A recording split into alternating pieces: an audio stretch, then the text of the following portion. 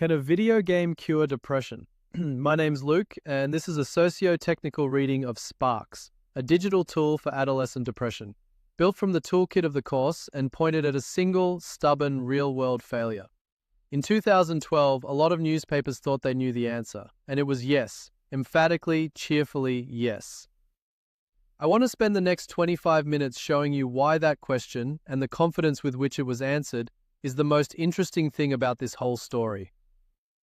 Because the question sounds like it's about a game, like the answer lives in the software, in the code, the graphics, the clever design.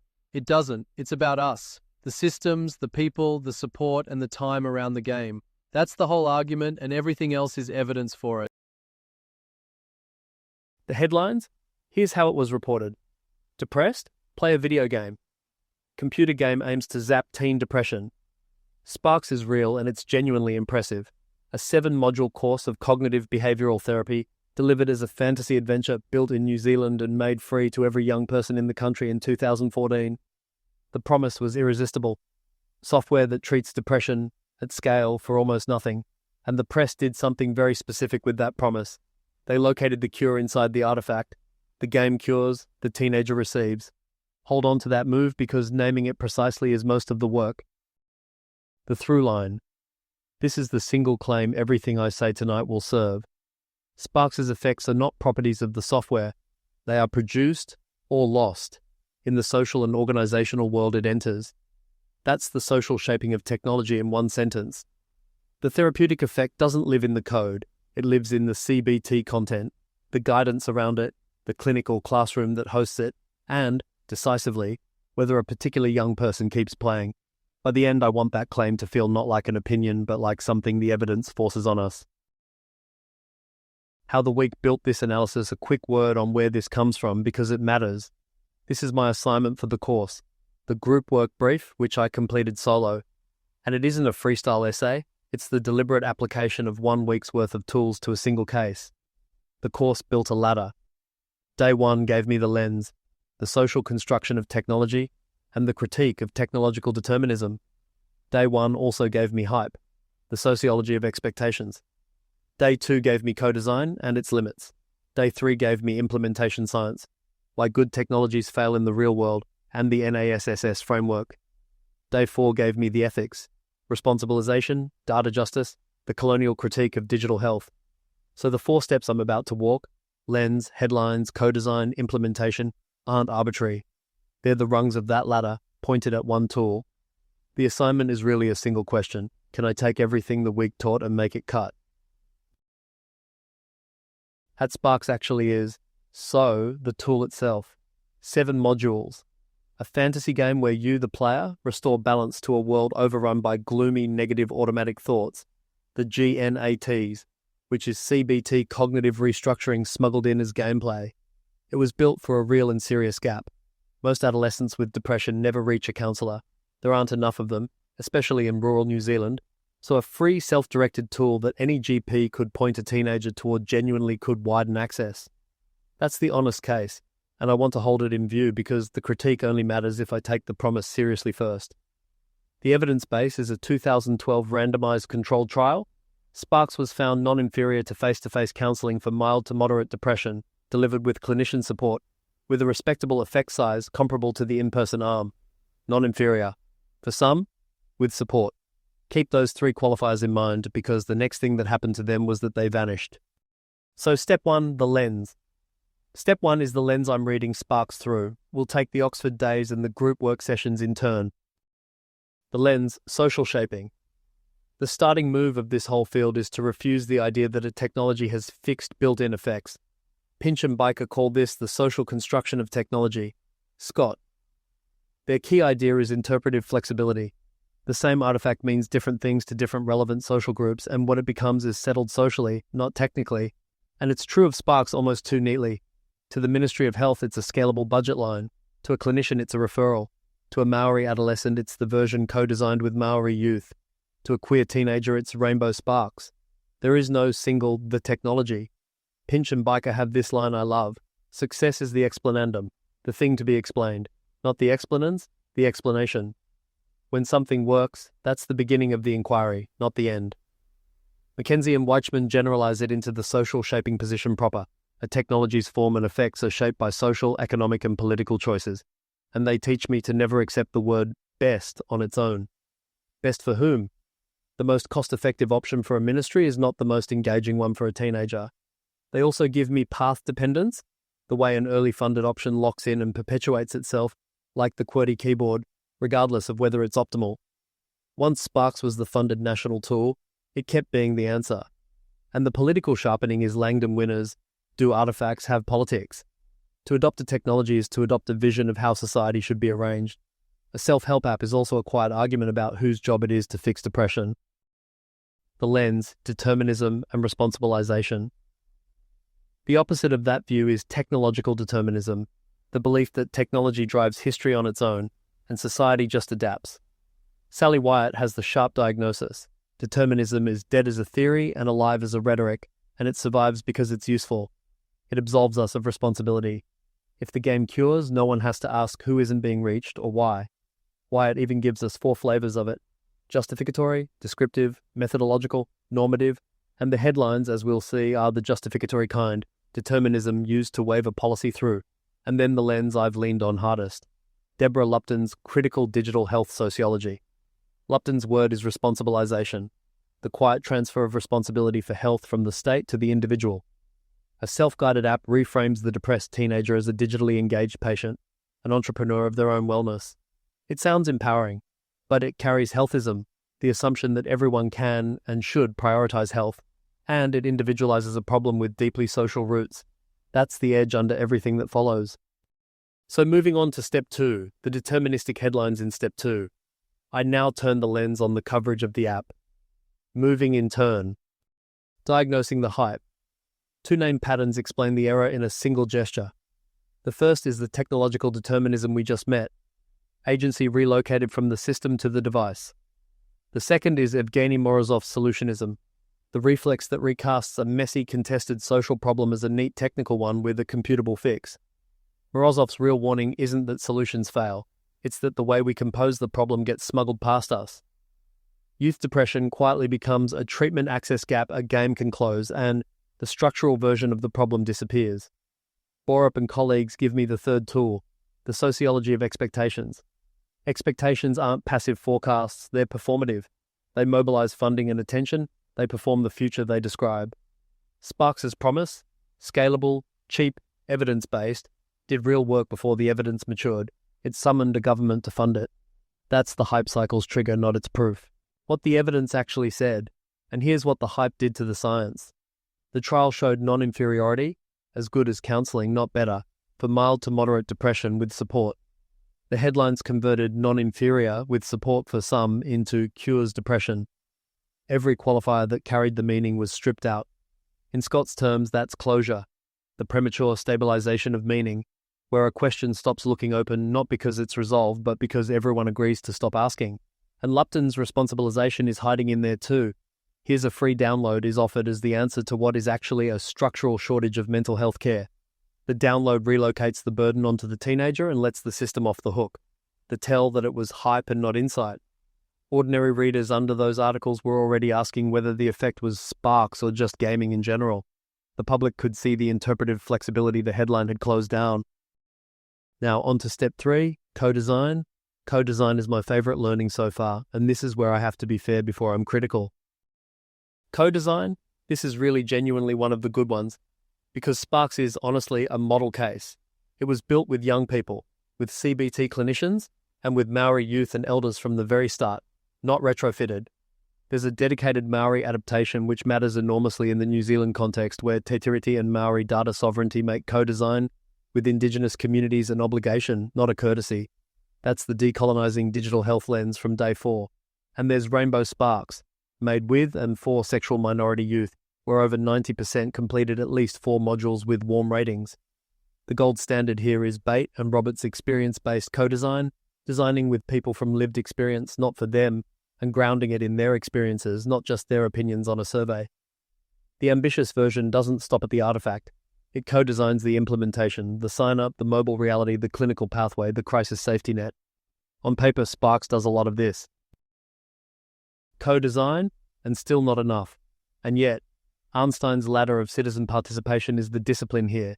She grades involvement from manipulation and tokenism at the bottom up to genuine citizen power at the top, and she warns that participation can look collaborative while the real power, the money, the final call, stays with funders and developers. Voice without muscle. There's a representativeness problem too. The young people in the room skew toward the already engaged and the digitally included. And there's a quieter limit. When researchers looked closely at the Rainbow SPARX co-design, the young people's input changed only around 6% of the actual script. The structure was largely fixed before they arrived. They were consulted on the surface. That's Arnstein's tokenism showing up in a real number. And Lupton's caveat returns. Even beautiful co-design can perfect an individual tool while leaving the structural drivers of depression completely untouched. Then comes the finding that decides the section. SPARX had genuinely strong co-design, and sustained engagement still collapsed when it went national. So co-design is necessary, it is not sufficient, and believing it's sufficient is just solutionism wearing nicer clothes. Now moving on to step 4, the implementation analysis and the NASSS. Step 4 is where the through line gets proved, not argued, proved, with the framework the course pointed me to, NASSS. What NASSS is and why it fits NASSS, Greenhalgh and colleagues 2017, stands for non-adoption, abandonment, and the challenges to scale up, spread, and sustainability. It was built for exactly my puzzle. Why do technologies that work in trials still fail to be adopted, get dropped, or never scale? Its answer is 7 interacting domains and a rule. The more domains that are complex, not merely complicated, but complex where the same input doesn't reliably give the same output, the less likely the thing is to mainstream. There's even a structured instrument, the ENASSSCAT toolkit for scoring each domain. It helps to be precise about that word complex because the course was. Complicated is a rocket. Hard, technical, but rule-governed. Get the formula right and it works every time. Complex is raising a teenager. The same input doesn't reliably give the same output because the parts interact and adapt. NASSS says health technologies live in the complex world, and pretending they're merely complicated, that you just need the right app and a rollout plan, is the founding mistake. And the engine underneath it is a distinction I'll keep using. Work as imagined versus work as done.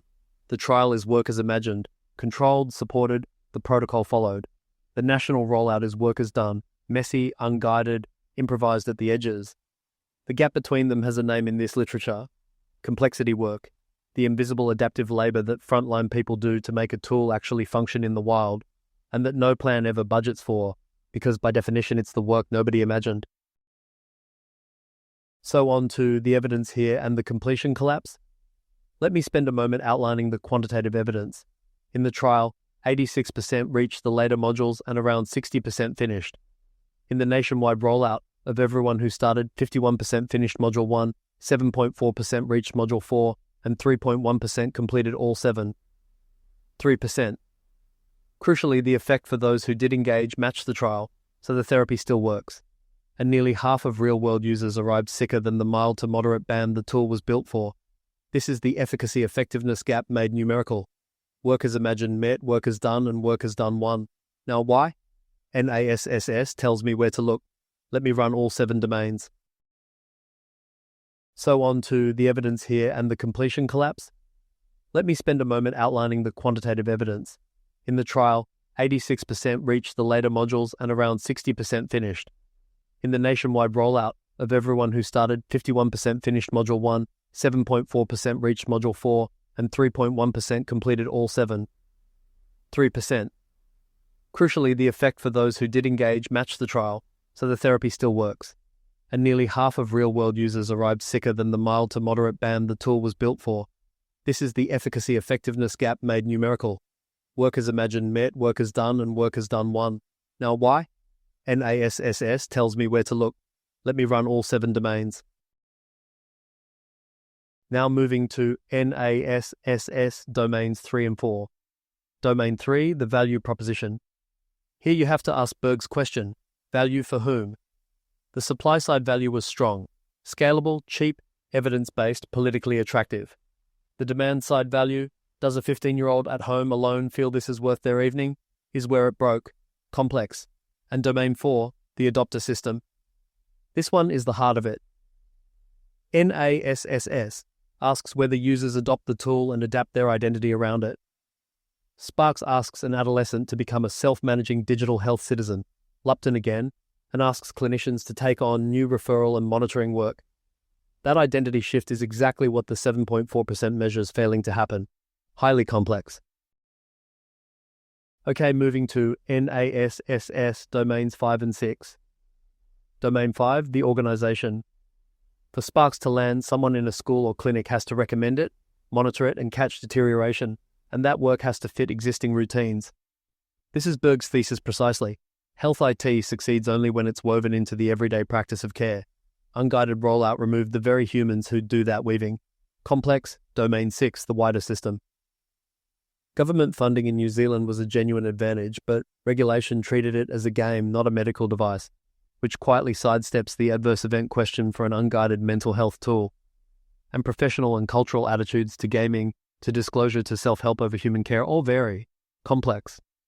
Okay, finally now on to NASSS domain 7. And the verdict? Domain 7, embedding and adaptation over time. This is where digital therapeutics most often die, and it's the deepest tension in the whole field. Evidence-based medicine wants a fixed, high-fidelity intervention that doesn't change. Digital health needs continuous software-as-a-service updating to stay usable. Those two demands are at war, and SPARX sat right on the fault line. Successful adaptations like Rainbow SPARX prove flexibility is possible, but the day-to-day maintenance, mobile updating and funding for it are exactly what real-world deployment couldn't sustain. Highly complex. So, tally it: complexity in the condition, the value proposition, the adopter system, the organization, the wider system, and time. That is 6 of 7 domains complex. And NASSS's headline finding is blunt. When multiple domains are complex, technologies do not mainstream, or if they do, they don't deliver. SPARX didn't fail despite being good. It failed in exactly the way the framework predicts a good tool fails. So again, my favorite word here, the through line, and here it's very much proved on the whole account. So, look back at the claim I started with. Every single one of those domains is the social shaping thesis in another key. The value lives in the adopter system, the organization, the wider system, and over time, everywhere except the artifact. The headlines in step 2 put the cure in the game. NASSS shows the cure living everywhere the game is not. The lens predicted it, the data confirmed it. A tool can be efficacious and well co-designed and still fail, because adoption, fit, safety, and sustainability are socio-technical achievements, not software features. Heartbreaking stuff when you see the path paved with good intentions. And with that to the meat on the bones here, what I actually learned. So, asking myself, what did the week give me? What will I give forward for having been given this rare opportunity to learn with so many who have considered these hidden and not so hidden problems and their solutions hiding in plain sight? Well, thankfully, quite a lot, it turns out. It gave me a way of seeing that I can't switch off now.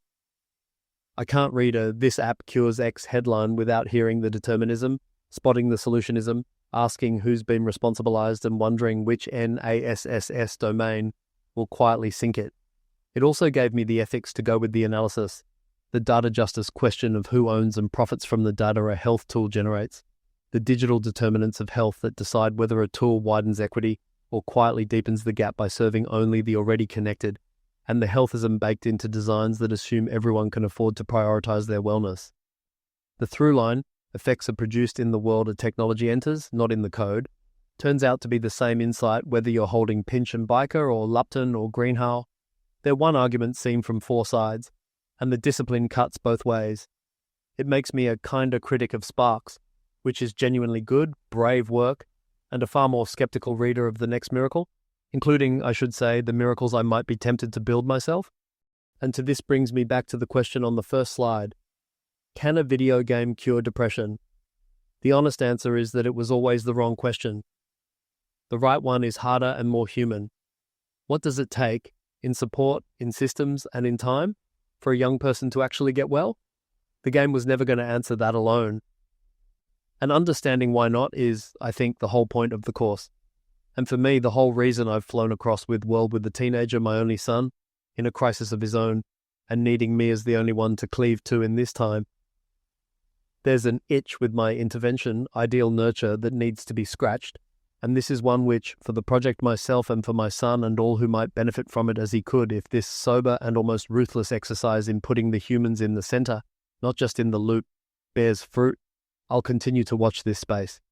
Thanks for providing me flexibility in this trying moment to stay within the work here, which has been and continues to be elemental to what I want to be doing in the world. I'm grateful.